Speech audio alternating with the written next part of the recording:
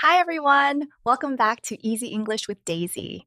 I'm Daisy, a student from Beijing, and I'm studying here in New York. And I'm Jonathan. I'm from New York, and I'm really happy to be here with Daisy to help you practice everyday English. That's right. Every episode, we talk about simple, real life topics, Pomo, just like how people really speak every day. Exactly. Really? And today's topic is morning routines and coffee habits. Mahav, how people start their day in different cultures. Oh. Yes. I'll tell you about how I start my day in Beijing, and Jonathan will share how mornings feel here in New York. So let's get started. Good morning, Jonathan. You look so energetic today. Did you have your coffee already? Of course. I can't even open my eyes without coffee. It's like my morning password. Morning password? That's funny. I guess mine would be green tea. I can't start my day without a warm cup of tea. Tea? That's so healthy.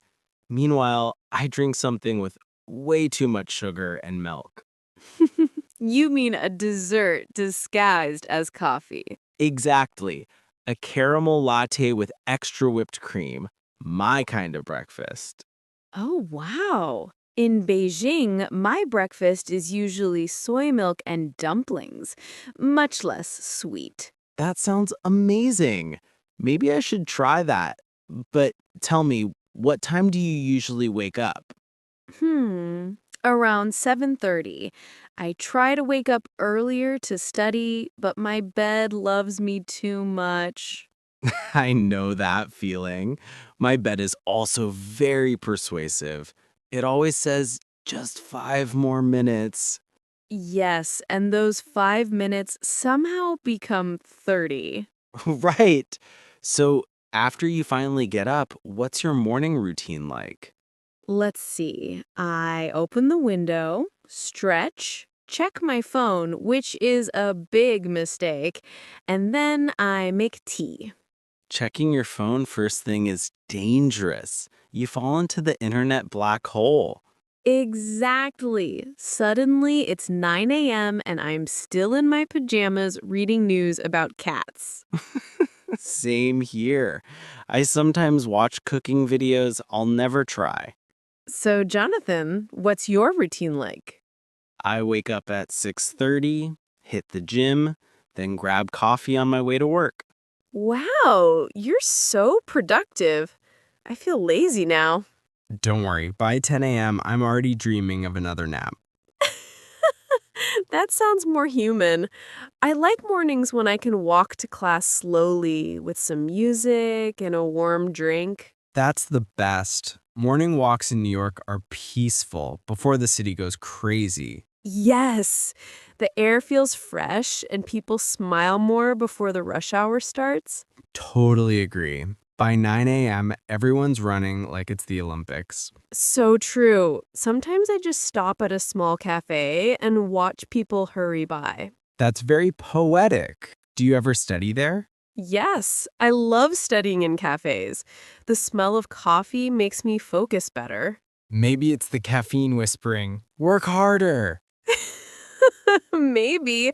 Or maybe it's just an excuse to eat another muffin. Either way, I support it. Muffins make everything better. You're definitely a breakfast guy. Guilty. Breakfast is my favorite time of day. For me, it's the quiet morning before everything begins. That's my favorite. That's beautiful, Daisy. So, if you could describe your perfect morning in one sentence, what would it be?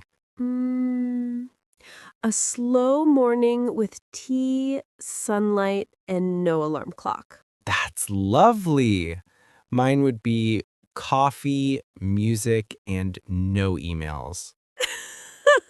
We both want peace, just in different flavors. Exactly. That's the perfect way to put it. Peaceful mornings, different drinks. I love that. Maybe next time we can talk about breakfast foods from around the world. Oh, yes. I'll bring my pancakes and you bring your dumplings. Deal? Deal. But remember, no whipped cream on dumplings, okay? Got it. No dessert coffee and no creamy dumplings. Energetic. You look so energetic after your morning run. Routine. My morning routine starts with coffee and a quick workout. Persuasive. My bed is very persuasive every morning. Productive. He feels productive when he wakes up early. Peaceful. I enjoy peaceful mornings before the busy day starts. So, Daisy, you've been studying in New York for almost a year now, right? How's it going? Yes, almost a year. Time flies so fast. At first, I felt like a lost penguin in Times Square. A lost penguin. That's cute. Why a penguin, though? Because it was freezing cold and I walked so awkwardly with my heavy backpack. I can totally imagine that. So, what was the hardest thing when you first came here? Honestly, understanding my professors. They spoke so fast, sometimes I only caught half of what they said. Oh, yeah. We Americans talk like we're in a speed contest sometimes. Exactly. During my first lecture, I just smiled and nodded every 2 minutes, pretending I understood. Classic survival strategy. So, when did you start feeling more comfortable? After a few months, I joined a study group with students from different countries, India, France, Japan, and it helped a lot. That's awesome. It's funny how international students often help each other more than local ones. True, we all know the struggle. Like one time we spent 30 minutes trying to figure out what pop quiz meant. Oh, that's a fun one. Did you think it was a music show? Almost. I thought pop meant like popular, so maybe a quiz about pop culture. That would have been more fun, honestly. Totally. But then I learned pop quiz means surprise test, which is not fun at all. No one likes those. Even American students panic when the teacher says, take out a piece of paper. I know. My heart still drops every time I hear that. So, what's your favorite class so far? Probably intercultural communication. I love learning how people from different backgrounds think and behave. That's great. I think you're living that lesson every day here in New York. Yes, it's like a real life classroom. Every subway ride feels like a mini cultural experience. That's true. You hear 10 different languages in one train car. Exactly. It's beautiful and a little chaotic at the same time. So, do you have any funny or embarrassing moments at school? Oh, too many. Once I accidentally called my professor Mom. Oh, no way. That's hilarious. How did they react? She laughed and said, "That's the nicest anyone's called me all week." That's sweet. I think everyone's done something like that at least once. Yeah, and then there was the time I joined the wrong class for half an hour before realizing it. And no one said anything? No, I even answered a question confidently about economics, and my major is media. That's gold. You should get an honorary degree in unexpected confidence. I'll put that on my resume. So, Daisy, what's one thing that surprised you most about studying in the US? How open students are. Everyone speaks up in class. In China, we usually listen more than talk. Yeah, participation is a big deal here. Professors love when students share opinions, even if they're wrong. That took me a while to get used to. At first, I was scared to speak, but now I actually enjoy it. That's great progress. You sound more confident now. Thank you.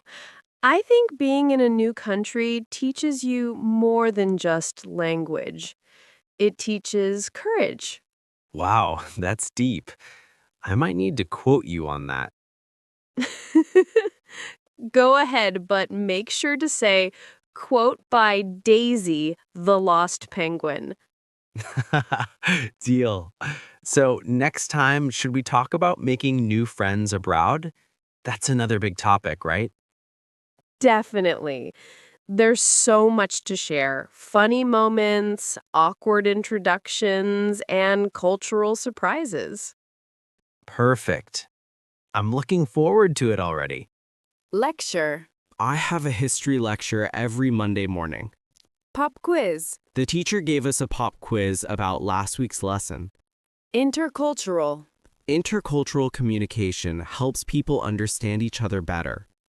Embarrassing. It was so embarrassing when I called my professor Mom.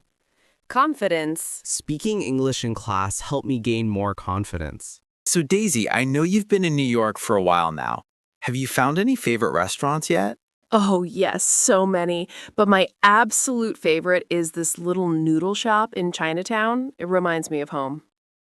Oh, I knew it. You can take the girl out of Beijing, but you can't take the noodles out of the girl. That's so true. When I eat noodles, I feel instantly happy. It's like a hug from home. That's such a cute way to put it. What kind of noodles do you usually get? Usually spicy beef noodles. The soup is hot, rich, and just a little bit numbing from Sichuan pepper. Numbing? You mean that tingly feeling on your tongue? Exactly. The first time my American friend tried it, she thought her mouth was broken. I can imagine. I once tried Sichuan hot pot and I drank 3 glasses of milk right after. You drank milk? That's brave. Most people just cry and give up halfway. I almost did, but it was delicious. Painfully delicious. That should be a restaurant slogan. Painfully delicious. I totally eat there. But seriously, New York has every kind of food imaginable. Yes, it's amazing. Last week, I tried Greek food for the first time. Gyros and baklava. Oh, nice. I love baklava. It's so sweet, though. I can only eat one piece before I feel guilty. Same. I told myself it's okay because it has nuts, so technically it's healthy. That's some creative logic right there. What about you, Jonathan? What's your go-to comfort food? Definitely pizza. Classic New York slice, thin crust, big, a little greasy, and perfect. I've seen people fold it in half before eating. Is that a rule? Absolutely. It's the New Yorker way. If you eat it flat, we will know you're a tourist. Oh no, I've been exposed. I always eat it flat with a fork. A fork? Daisy, that's illegal in New York. Sorry, it's cultural confusion. In China, we eat everything neatly. Fair enough. I think neatness disappears when you're holding a giant slice of pizza. You're right. Last time, cheese stretched all the way to my chin. It was not elegant. Welcome to the real New York experience. I also love how many small cafes there are here. I can study, drink coffee, and eat a tiny cake all afternoon. That's so true. I think cafes are like mini sanctuaries for students. Yes, and every cafe has its own personality. Cozy, modern, artistic. Exactly. My favorite one has jazz music, warm lights, and the best cinnamon rolls ever. Oh, that sounds amazing. You have to take me there. Deal, but only if you take me to your noodle shop in Chinatown. Of course. We'll trade food experiences. East meets West edition. Perfect. But promise me one thing, no numbing pepper this time. Fine, I'll go easy on you. Mild level only. Thank you. I want to taste my tongue after lunch. Fine. Oh, I can already imagine it. Noodles for lunch, pizza for dinner, and baklava for dessert. That's not just a meal plan, that's a cultural adventure. Yes. And maybe next time we can talk about food etiquette, like how people eat differently around the world. Great idea. I'm sure we'll discover more fun and embarrassing stories. Oh, I have plenty of those, especially involving chopsticks and spaghetti. I can't wait to hear them in the next episode. Numbing. The Sichuan pepper gives the soup a numbing taste. Comfort food. Pizza is my comfort food after a long day. Cultural confusion. Using a fork for pizza was just cultural confusion. Elegant. The cheese stretched everywhere, not very elegant. Sanctuary.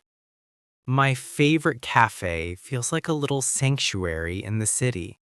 So, Daisy, it's almost the weekend. Any exciting plans? Maybe. I was thinking about going to Central Park if the weather is nice. Good choice. Central Park on a sunny weekend is like a dream. You'll see joggers, kids, dogs, and at least 5 people playing guitars. Sounds lively. I love watching people enjoying their day. It's like a live movie. Totally. What do you usually do there? I like to walk around, take pictures, and sit under a tree with a book. Sometimes I just listen to music and people watch. That sounds peaceful. Last time I went there, I accidentally joined a yoga class. Wait, accidentally? How does that even happen? I thought it was a group stretching event. 10 minutes later, I realized I was doing downward dog with strangers. That's hilarious. Did you stay until the end? Of course, I didn't want to look rude. And honestly, it felt great. Good for you. Maybe I should try that too. You should. There's always something random happening in New York on weekends. Yoga, concerts, food trucks, art fairs. Oh, I love art fairs. I went to one last month in Soho. There were so many creative paintings and handmade crafts. Soho is perfect for that. I once bought a candle there that smelled like Sunday morning. What does Sunday morning even smell like? I don't know, maybe coffee, sunlight, and laundry?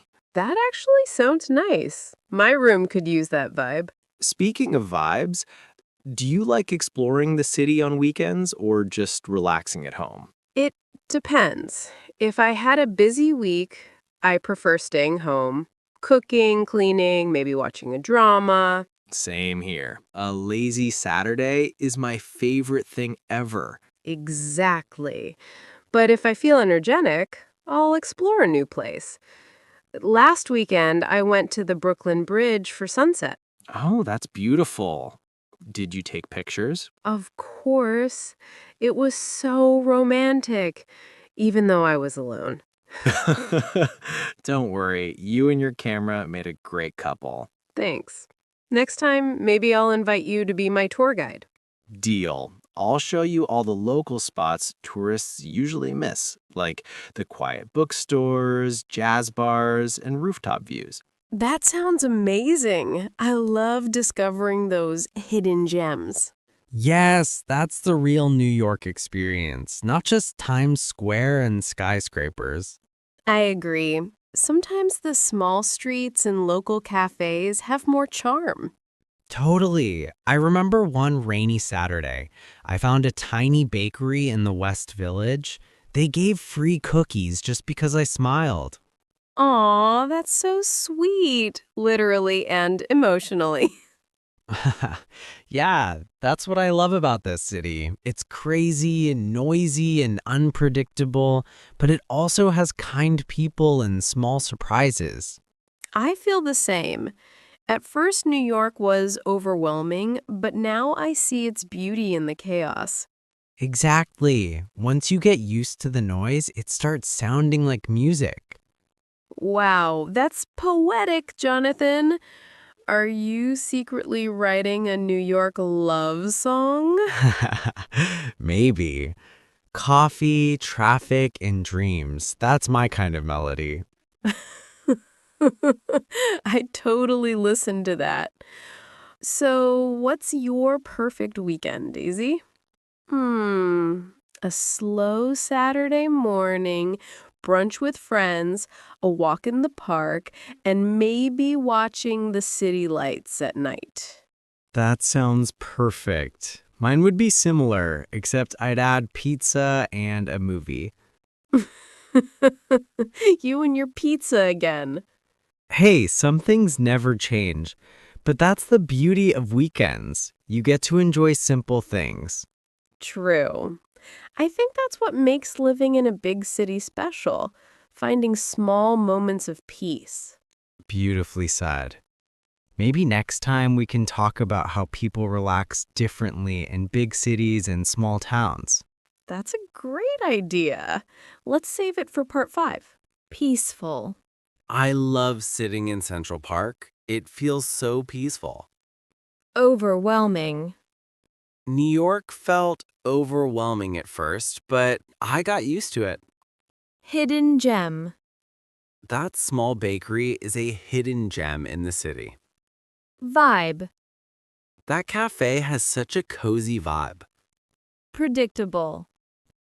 Weekends in New York are never predictable. So, Daisy, how are you surviving the New York weather so far? Surviving is the right word. When I first arrived last winter, I thought I moved to the North Pole. Yeah, New York winters can be brutal. How cold was it in Beijing compared to here? Beijing gets cold, but it's a dry kind of cold. Here, it's like the wind goes straight through your soul. Oh, that's exactly how I describe it. You can wear 5 layers and still freeze. I remember one day I wore 2 coats, a scarf, gloves, and I still couldn't feel my nose. Sounds about right. Did you get to see snow for the first time? Yes, it was magical for about 10 minutes. Then I realized snow is beautiful until you have to walk in it. That's so true. It's all fun until it turns into gray slush. Yes, I slipped once on the icy sidewalk while holding a cup of hot chocolate. It was tragic and sticky. Oh no. Did anyone see you? Of course, New Yorkers walk fast, but they never miss drama. That's New York for you. But hey, at least spring makes up for it, right? Definitely. When the trees in Central Park started blooming, I almost cried. It felt like the whole city woke up. That's one of my favorite things too. Cherry blossoms, sunshine, people smiling again. Exactly. Everyone suddenly becomes friendlier when the sun comes out. Yeah, even grumpy subway people turn into humans again. Summer here was another story, though. I wasn't ready for that humidity. Oh, you mean the hot soup season. Welcome to the club. It's like the air hugs you, but in a bad way. Totally. You step outside and instantly regret your life choices. I remember walking 2 blocks and thinking, I didn't shower for this. That's so relatable. But you have to admit, summer in New York has good vibes. Music festivals, ice cream trucks, rooftop parties. True. I went to a jazz concert in Bryant Park one evening. The sunset, the music, it felt like a movie scene. That's the magic of summer here. Even the heat can't ruin it. And then came autumn. I think that's my favorite season. Same here. The city looks like it's painted with gold and orange. Yes, I took so many pictures of fallen leaves. People probably thought I was a tourist. Don't worry, even locals do that. Autumn turns everyone into photographers. I love how every season here feels so different, like 4 personalities in one city. Exactly. Winter is dramatic, spring is romantic, summer is wild, and autumn is nostalgic. Wow, that's beautiful. You sound like a poet again. Maybe I'm just weather emotional. I think living in New York does that to people. One minute you're freezing, the next you're sunburned. Right. The city keeps you guessing every day. So true. I've learned to always check the weather app before leaving home. Smart. Because New York has a special rule. If you forget your umbrella, it will rain. That's 100% accurate. Last week, I didn't bring one and it poured like the sky had feelings. The sky was just emotional too. Exactly, but honestly, I've started to love the unpredictability. It makes life interesting. That's the spirit. Every season brings new stories and new outfits. Right. Winter fashion, survival mode. Summer fashion, melting mode. And autumn fashion, Instagram mode. Perfect. Maybe next time we can talk about how fashion changes with the seasons here. That's a great idea, and we can compare Chinese and American styles too. Yes, let's save that for part 6. Brutal. The winter wind in New York is absolutely brutal. Slush. After the storm, the streets were full of gray slush. Humidity. The humidity in summer makes my hair crazy. Unpredictable. New York weather is so unpredictable. It rains without warning. Nostalgic. The golden leaves in autumn make me feel nostalgic. So Daisy, after all those seasons in New York, I bet your wardrobe has changed a lot. Totally. When I first came here, I only had cute coats. Now I have survival gear. Yeah. You mean the thick, heavy, I don't care how I look as long as I'm warm kind of clothes? Exactly. My winter fashion goal is just to stay alive. Same here. I call it the onion style. Wear as many layers as possible. Yes. I used to think fashion was about beauty. Now it's about strategy. That's the New York effect. But I have to say, people here have amazing style.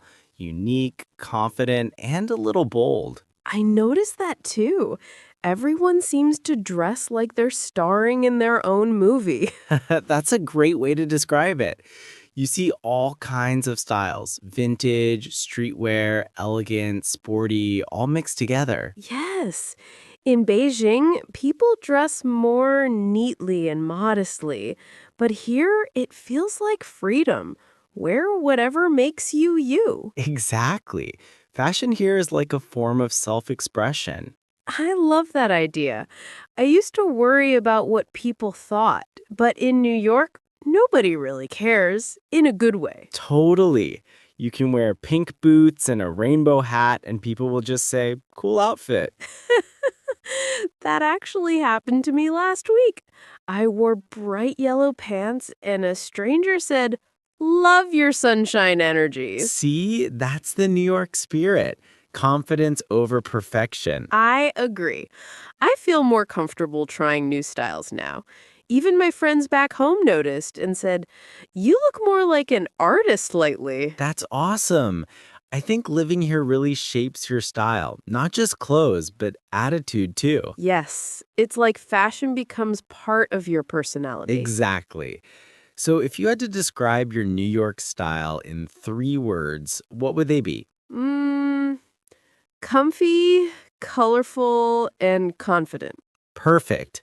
Mine would be simple, classic, and occasionally lazy. That last one sounds very honest. It is. Some days I just throw on a hoodie and hope for the best. Me too, especially on Mondays. Fashion takes a break. True. But on weekends, everyone looks like they walked out of a magazine. That's because weekends are for showing off the "I actually tried" look. Absolutely.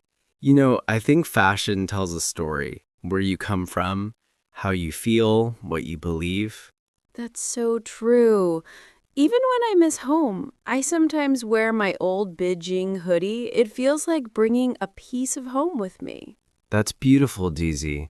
It's amazing how clothes can hold memories, too. Yes. And I think that's what I'll remember most about my time in New York. Not just the skyline or the subway, but how it changed me. That's really touching. You've come a long way from the lost penguin to the confident fashion explorer.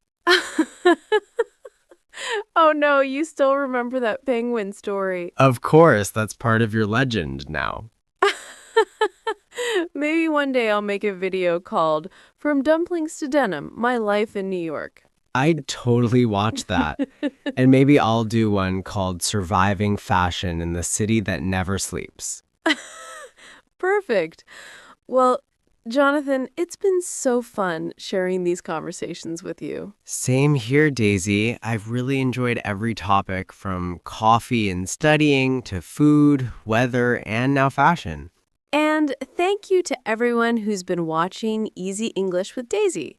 We hope you've learned some English and had a few laughs with us along the way. Absolutely. Keep practicing your English every day, and remember, confidence is always in style. That's a perfect ending. Thanks for joining us, everyone. See you in our next adventures. Take care and stay stylish. Bye for now. Wardrobe. My wardrobe changed completely after moving to New York. Layer. I wear 3 layers in winter to stay warm. Self-expression. Fashion is a form of self-expression. Confidence. Wearing bright colors gives me more confidence. Modestly. In some cultures, people dress modestly for formal events.